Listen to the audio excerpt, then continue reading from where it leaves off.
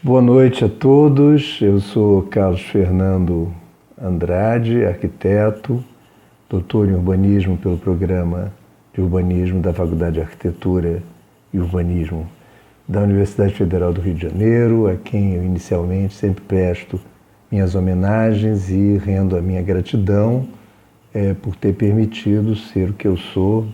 Também não é muita coisa, mas também não é pouco. E esse pouco eu queria dividir com vocês nesse momento em que está todo mundo em casa. Acho que é um momento propício a gente trocar ideias, refletir um pouco. Hoje é meu 8º ou 9º dia, também não sei muito ao certo não, de quarentena. É segunda-feira, teoricamente é início da semana.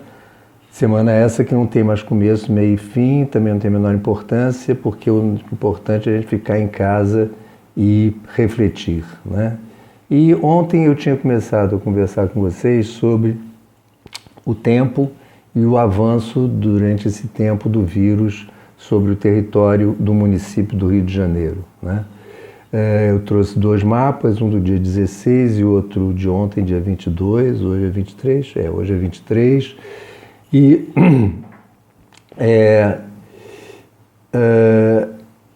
hoje eu trouxe uma atualização do boletim das 13 horas que não mostra muita diferença em relação a ontem, exceto o agravamento do que eu chamaria de espraiamento do vírus, né? Eu vou pedir auxílio ao meu celular, eu ainda não sei fazer de outra maneira, uma hora dessa eu aprendo, mas no momento é o que temos. Vocês já estão habituados a ver o mapa do Rio de Janeiro, município do Rio de Janeiro, né? Aqui é Baía de Guanabara, aqui é Baía de Sepetiba. Olha que interessante. Então, o que ontem a gente estava praticamente restrito aqui, o vírus tomou o ônibus, tomou o trem e foi embora em direção à Zona Oeste. Esse é o importante eixo rodoferroviário. Rodo porque é Avenida Brasil, né? E ferroviário porque a antiga Central do Brasil. Ele foi agora, avançou e foi a Santa Cruz, onde ele para hoje em dia. Já foi até Mangaratiba uma época, né? Mas hoje só parou em Santa Cruz, mas o vírus não. Ele chegou até o que já foi a longínqua Sepetiba, que toma o nome, o porto que toma o nome por conta da Bahia, né? E Baía de Sepetiba, ou seja, é o nosso município que tem 2 baías. É muito interessante a gente perceber que em relação a isso não tem grande diferença ontem, exceto o agravamento dos números, né? Continua sendo uma grande concentração nos bairros litorâneos, Ipanema, Leblon, São Conrado e a própria Barra da Tijuca, que tem o maior número. Mas uma coisa que me chamou a atenção foi que não chegou ainda nem na Ilha de Governador, nem em Paquetá.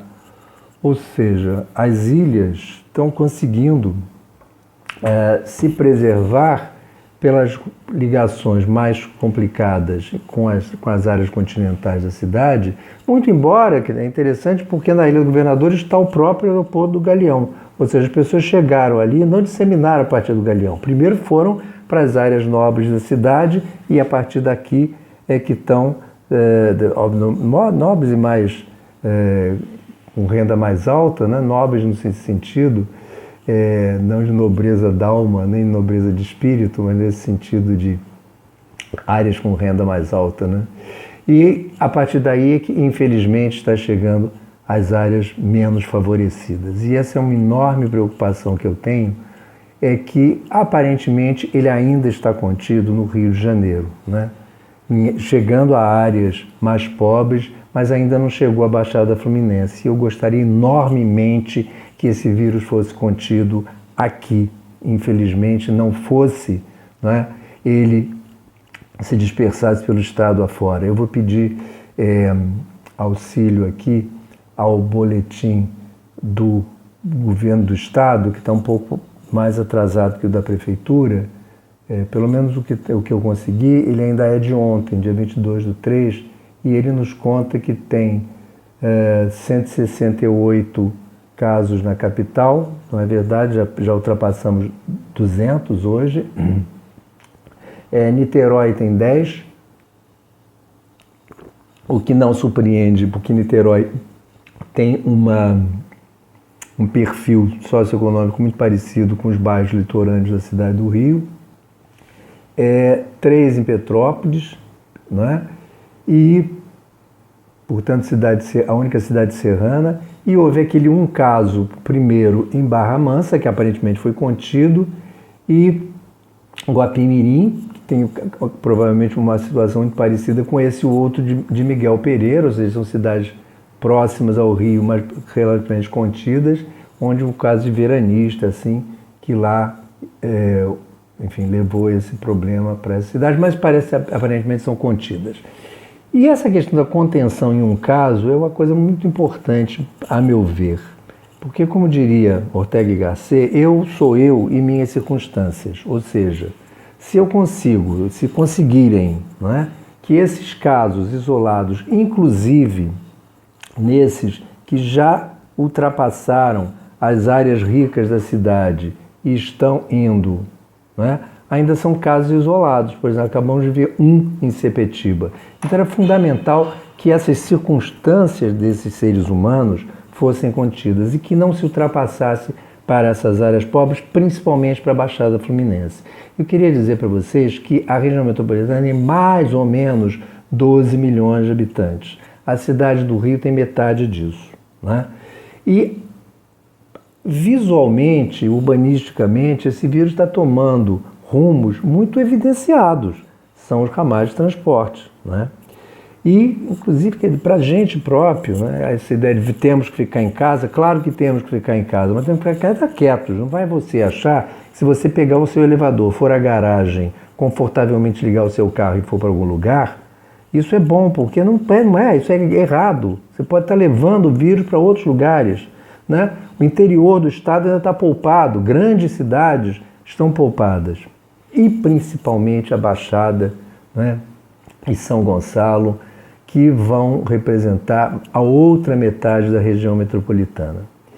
E para facilitar o nosso entendimento, eu sei que tem gente que já está dizendo que meus vídeos estão muito longos. Eu acho que teriam muito longos em condições normais de temperatura e pressão. Mas nesse momento, eu acho que a gente tem tempo, né, para conversar um pouco mais. Eu vou me permitir ler um outro texto que eu escrevi sobre essa questão dos cuidados que a gente tem que ter, né? Todos são verdadeiros e corretos, mas serão suficientes? Então é isso que eu queria chamar a atenção para vocês.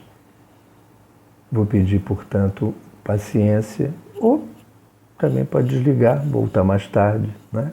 Mas eu vou ler. Coronavírus. Chegando recentemente da Europa, coronavírus. Não um ebola qualquer, mas algo que deixou a Piazza de San Marco deserta. Se surgiu como mais um negócio da China, rápido, toma um banho de loja e se veste etiqueta italiana. Ou de qualquer outro país que encanta a nossa gente chique. Nada difere dos artigos de grife fabricados por gente pobre nos confins do globo. E assim, pelas mãos mal lavadas de nossa elite irresponsável, nos alcança. Não como em 1918, no tempo da chamada gripe espanhola, trazida por marinheiros, disseminada por meretrizes e vitimando até o então presidente da República, Rodrigues Alves. Até o próprio presidente, agora, é o próprio presidente que vai a Miami e traz uma comitiva já transformada em vetor de propagação. Coronavírus nos chega, portanto, como um mal de rico. E assim, se a doença é de primeiro mundo, os cuidados também o serão. Não.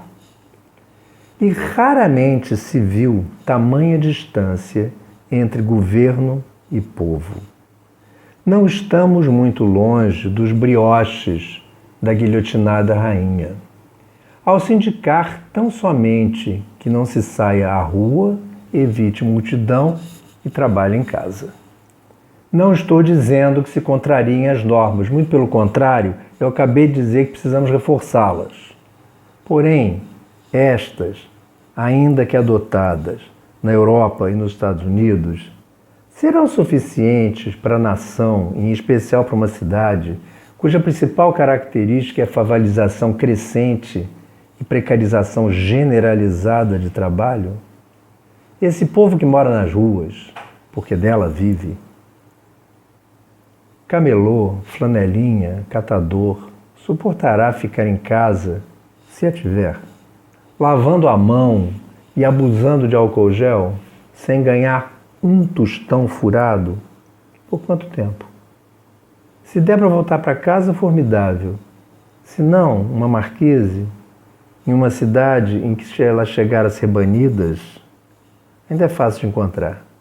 Sabe-se que a população sem teto no Rio aumentou em grau espantoso. Se a deixarmos sem a renda diária, se deixarmos quem trabalha de dia para comer à noite, algo muito mais explosivo que o coronavírus por si só ocorrerá. O maior levante popular desorganizado da nossa história. E a polícia fazendo mais vítimas do que a pandemia. Neste caso, não lavemos as mãos. As janelas. Boa noite.